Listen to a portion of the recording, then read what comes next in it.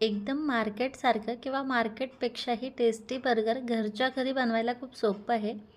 उगीचच आपण बाहेर खूप पैसे देऊन हे बर्गर खातो, पण हे घरी बनवायला खूप सोपं आहे आणि घरच्या घरी आपल्याला पाहिजे तसं हे बर्गर बनवता येतं. बर्गर बनवायला काहीच अवघड नाही आहे. फक्त टिक्की बनवावी लागते आणि ही जर जमली तर बर्गर घरच्या घरी बनवता येतं. तसेच हे बर्गर दिसायला जेवढं छान दिसतं ना, खायलाही तेवढंच मस्त लागतं आणि बनवायला तर सगळ्यात सोपं आहे. लगेच आपण रेसिपी पाहूया.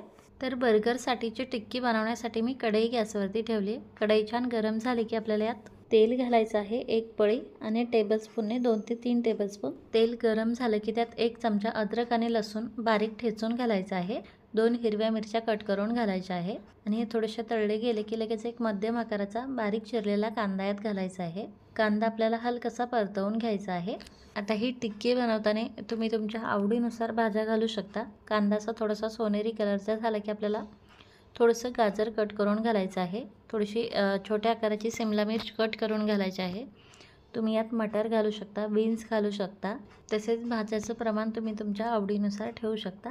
आता हे गाजर आणि शिमला मिर्च आपल्याला जास्त सॉफ्ट होईपर्यंत शिजवून घ्यायचं नाही. थोडासा क्रंचनेस यात राहिला पाहिजे.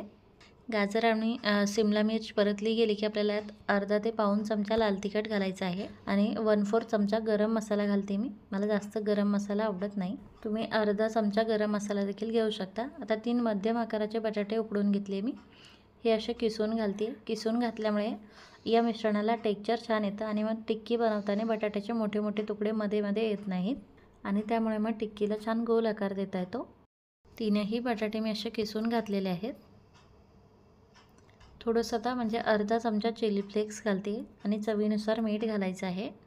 थोडीशी कोथिंबीर घालायची आहे आणि हे सर्व जिन्नस आता व्यवस्थित मिक्स करून घ्यायचे आहे. आता बटाट्याला थोडंसं मॉइश्चर असतं आणि त्यामुळे टिक्की कुरकुरीत होणार नाही.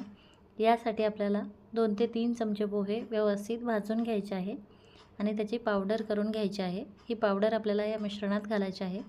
अगदी 1 ते 1.5 चमचा फक्त पावडर घालायची आहे, जास्त घालायची नाही, नाहीतर मग पोह्याचाच फ्लेवर येईल याला.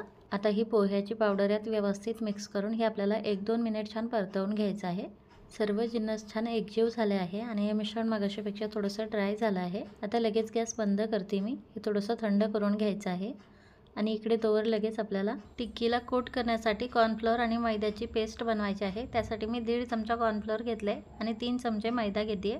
यात आता आपल्याला थोडंसं मीठ घालायचं आहे आणि पाणी घालून आता याची पेस्ट बनवायची आहे. ही पेस्ट जास्त पातळ बनवायची नाही, आपल्याला थोडीशी घट्टच ठेवायची आहे, कारण यात टिक्की बुडवल्याच्या नंतर टिक्कीलाही व्यवस्थित कोट झालं पाहिजे आणि त्यानंतर त्याला ब्रेड क्रम व्यवस्थित लागला पाहिजे. यासाठी हे जर जास्त पातळ असेल तर हे व्यवस्थित कोट होणार नाही आणि त्याला ब्रेड क्रमही लागणार नाही. थिकनेस अशा प्रकारे ठेवायचा आहे. आता ही पेस्ट आपली तयार आहे. ब्रेड क्रम देखील आपला तयार आहे. 3 ते 4 ब्रेड मिक्सरमध्ये असे थोडेसे फिरून घ्यायचे आहे. हे मी आता साईडला ठेवते. आता आपल्याला बर्गर सॉस बनवायचा आहे घरच्या घरीच. तर मायोनीज घ्यायचं आहे 1 ते 1.5 टेबलस्पून. शेजवान चटणी घ्यायची आहे 1 टेबलस्पून म्हणजे 1 चमचा. तसेच टोमॅटो सॉस घ्यायचा आहे 1 चमचा आणि रेड चिली सॉस घ्यायचा आहे अर्धा चमचा. त्यानंतर हे व्यवस्थित असं मिक्स करून घ्यायचं आहे अशा प्रकारे. आता हा आपला बर्गर सॉस तयार आहे.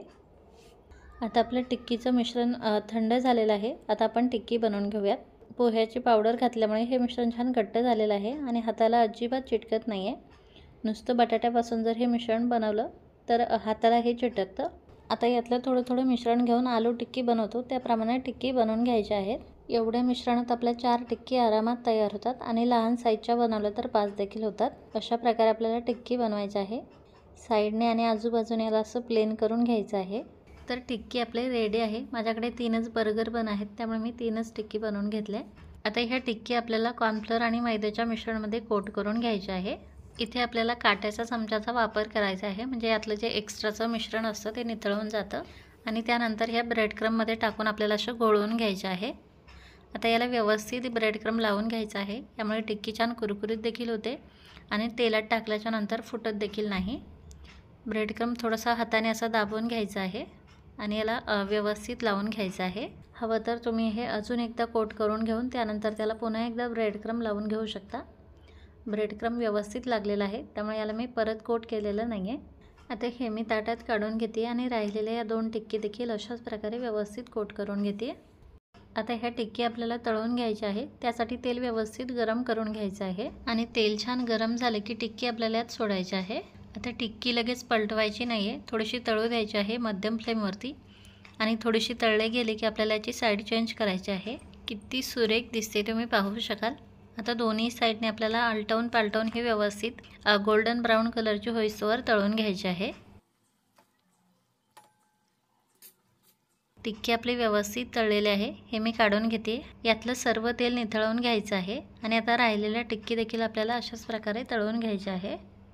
टिक्की तळून झाले की आपल्याला आता बर्गरसाठी बर्गर बन थोडेसे भाजून घ्यायचे आहे। त्यासाठी पॅनवर थोडंसं बटर किंवा तूप घालायचं आहे आणि हे बर्गर बन आता आपल्याला थोडेसे भाजून घ्यायचे आहे सोनेरी कलरचे होईस्तोवर।